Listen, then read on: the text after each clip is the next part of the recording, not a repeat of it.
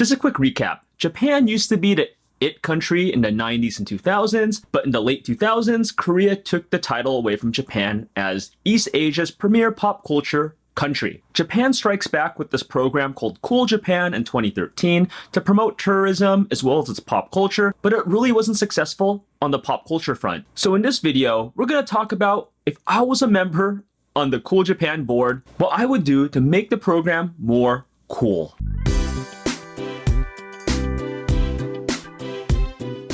Now, my last two videos of the series, how K-pop overtook J-pop and what is Cool Japan and why it's not doing so well. I talk about the upswing of the Hallyu Wave and why Cool Japan isn't just panning out, why it's not working. While we will be talking about Japan's pop culture, this video will mostly concentrate on Japan's music industry. Japan's J-pop, Jrock, Jmetal, basically Japanese music and how we can improve it. I do feel that my suggestions would be a lot better than what's going on today in the Cool Japan program. So let's break down how I would change Cool Japan. Now this video will reference some aspects of the Korean Hallyu Wave. I feel that Korean companies, their artists and creators really pushed the Hallyu Wave to become the craze that it is. For that, I really respect Korean creators.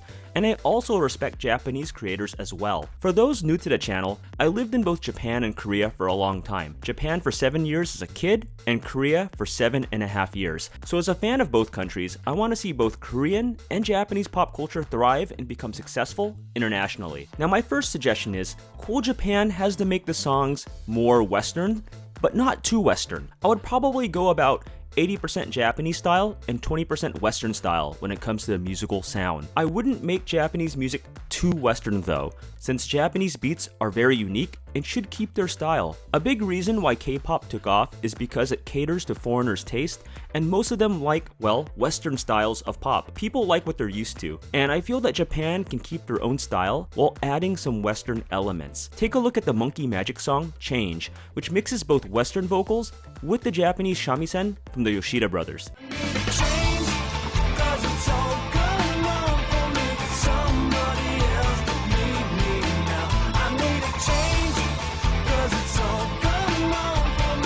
Or the older Utada Hikaru pop and ballad songs, which have Western elements in them, but also feel Japanese.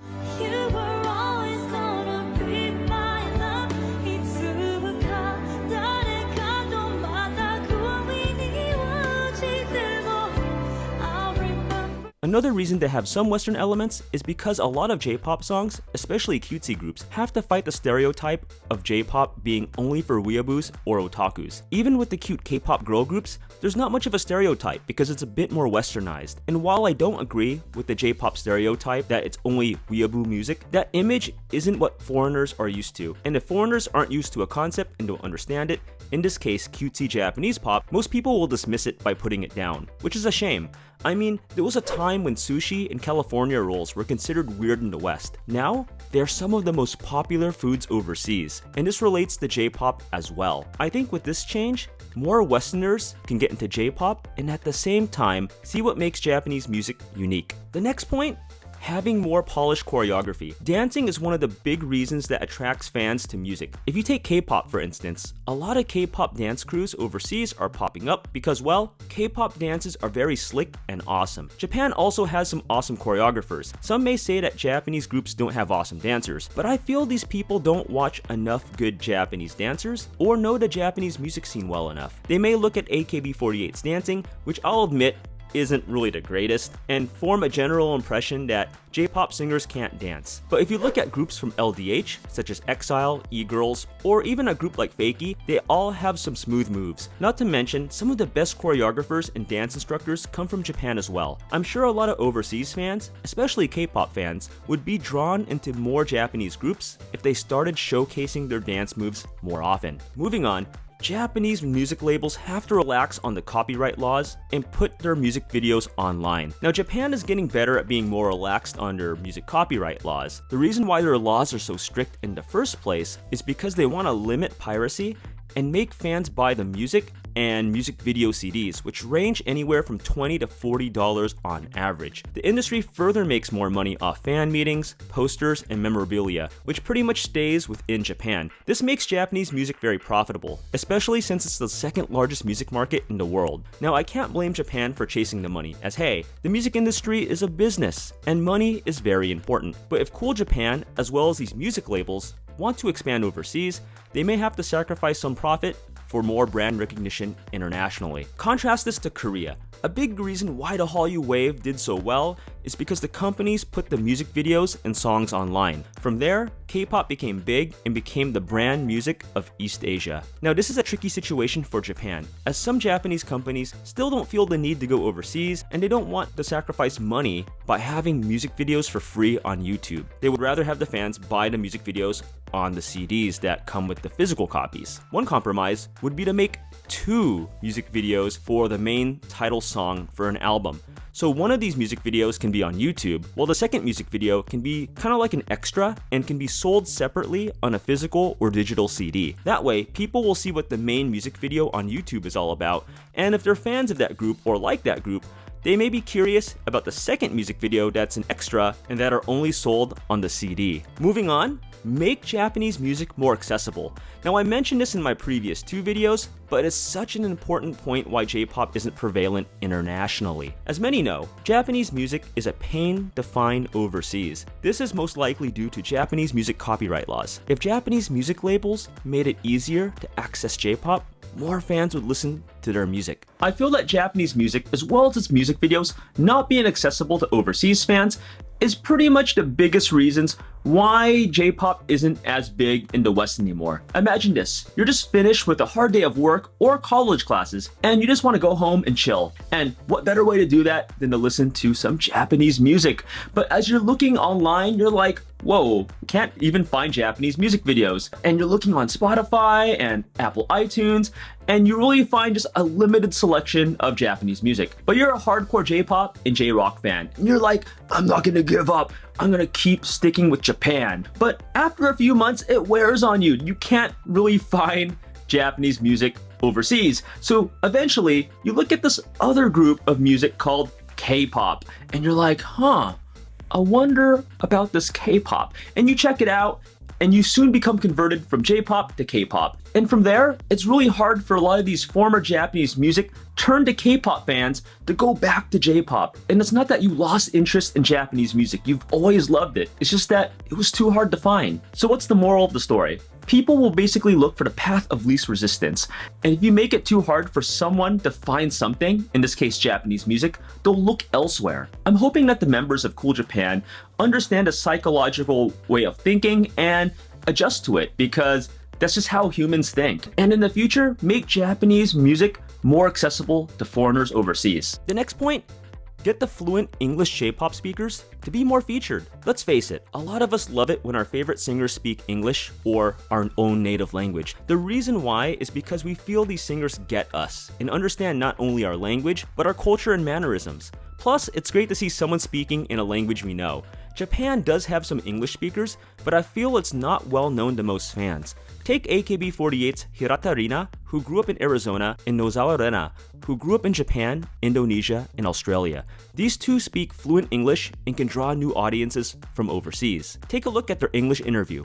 Hi guys! Hi everyone! Hi everyone! Hi, I'm Rina Nozawa from Team K, AKB48. Hi everyone, my name is Rina Hirata. I'm from Team K.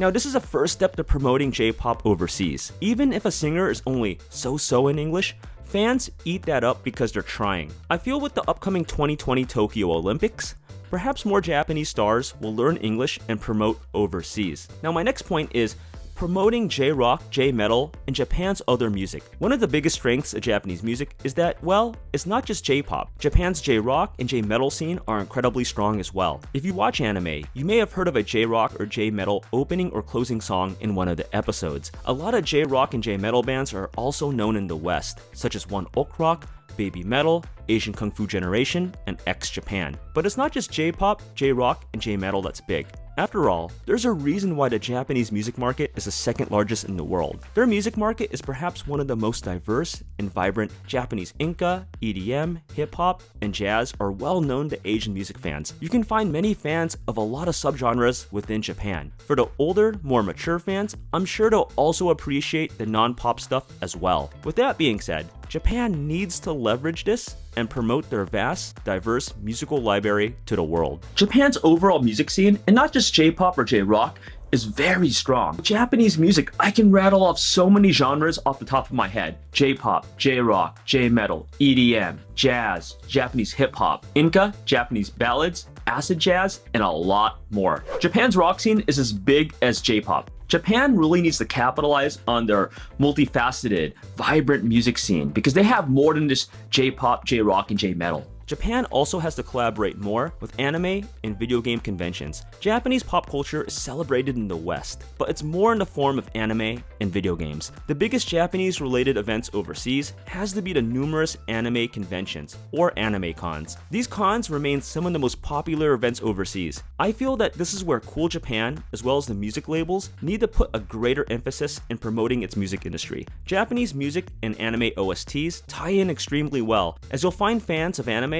are also fans of J-pop, as well as K-pop these days. This can also be said for video game conventions, as many of the most popular video games come from Japan. Some of these video games have OSTs, which feature Japanese singers, and like anime, video games and J-pop have a long history together. Thus, Japanese music will be well received at these cons. Now, there are some Japanese singers that do these events at these conventions, but I feel there needs to be more acts that need to come overseas, especially the big hitters. These cons are the closest thing that J-pop has to a J-con, or a Japanese version of K-con. And this ties into what we talked about earlier, which is to get more Japanese acts overseas. Fans will come out to support their favorite Japanese singers if they came to North America, Europe, Africa, Australia, and other parts of Asia. It's just that Japanese concerts are hard to find, especially in comparison to K-pop concerts, where several K-pop groups tour internationally each year. However, I do think that with more Japanese creators wanting overseas exposure, we'll see an upswing of more acts touring overseas in 2018 and beyond. My next point, make more Japanese music or culture shows in English. And while Japan does have some English shows introducing Japanese music and culture, I feel they're quite scattered and oftentimes unpolished. It's good that they're trying, but I feel with more polished shows, it can attract new viewers in the J-pop and Japan. Take a show called Jmetal, which debuted in 2005. During the height of Japan's music boom overseas in the 2000s, Jmetal featured English-speaking guests on the show. It featured a Japanese-American host, Melody, who is now married to famed rock star Miyavi, and introduced Japanese music as well as interviewed J-pop acts. This show was well run and professional for its time, and the show is still running to this day, hosted by singer May J. I feel that Japan needs more shows like this, as well as to make these shows easier to find in one place, such as an official YouTube Japanese music channel or a blog. And now some of the extra ideas I had bouncing around in my head. I do feel that it would be cool if Japan had like a J-con, the way that Korea has K-con. And if you had a J-con, you can also promote other ways of Japanese pop culture as well, such as anime, Japanese dramas, Japanese movies, the language, and of course the food. I still feel there is a lot of interest in Japanese pop culture, but Cool Japan needs to do a lot better in just promoting them. And there's still a lot of hardcore Japanese fans in the West that are just a little bit more hidden now because of Korea's Hallyu Wave. And as I mentioned earlier, collaborating with anime conventions as well as video game conventions, since both of them are very related to Japan. So to wrap it up, I hope you guys enjoyed this series on J-pop and Japan's relationship with the Hallyu Wave. I'd love to see Japanese pop culture, especially its music scene, become more popular again. Hopefully, Cool Japan can turn around and help its creators become more successful internationally. So what do you guys think about this video? Did you leave J-pop to go into K-pop? Or are you still a hardcore J-pop fan that still sticks with Japanese pop and rock? I'd love to know your comments in the comments below. And if you guys want to learn more about in-depth K-pop and you feel there's not enough in-depth K-pop discussion on the net, then download my free ebook by signing up for my free email list below. And with that being said, I'm off to watch another K-pop music video as well as J-pop music video if it's over 30 seconds. So I'll see you in the next video. Take it easy, guys.